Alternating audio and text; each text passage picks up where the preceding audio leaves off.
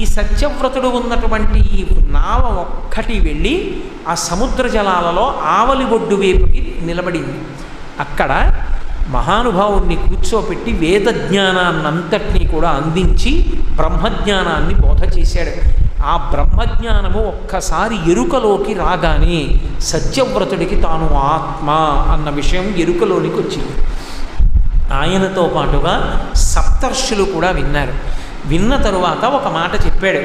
7వ రాత్రి పూర్తయిపోతోంది, రేపు ఉదయం 8వ రోజు, రేపు ఉదయానికి బ్రహ్మగారు మళ్ళీ నిద్రలేస్తాడు. ఎందుకంటే ఆయనకి రాత్రి పూర్తయిపోతుంది. ఇంత ప్రళయం జరిగిన తరువాత లేస్తాడు. ఈశ్వరుని యొక్క సంకల్పంలో, ఈశ్వరుని కాలమానంలో 7 రాత్రులు 7 పగళ్ళు ఆ ప్రళయం జరిగిన తరువాత బ్రహ్మగారు లేస్తాడు.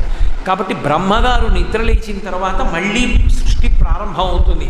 ఈ సముద్ర జలాలన్నీ భూమి మించి వెనక్కి వస్తాయి. మళ్ళీ భూమి ప్రారంభమవుతుంది. అప్పుడు మొట్టమొదటి సృష్టిలో మనుష్యులకందరికీ కూడా ప్రథముడిగా మనువు అన్న పేరుతో నువ్వు వస్తావు. అందుకే మానవ అని పేరు. మనందరం మనువు యొక్క సంతానం కాబట్టి మనకి మనుష్యులు మానవులు అని పేరు. ఆ మొట్టమొదటి వాడిగా నువ్వు వస్తావని శ్రాద్ధదేవుడు అని పేరు పెట్టి వివస్వంతుడు అంటారు. అందుకే సూర్యనారాయణమూర్తి గురు పరంపరలో ఒకడవుతాడు. వివస్వన్ అని పేరు ఆదిత్య హృదయంలో కూడా. వివస్వంతుడు అనేటటువంటి పేరు కలిగిన సూర్యనారాయణమూర్తికి కుమారుడిగా శ్రాద్ధదేవుడై రాజుగా వచ్చి మొదటి మనువై మళ్ళీ సృష్టి ప్రారంభం జరిగింది.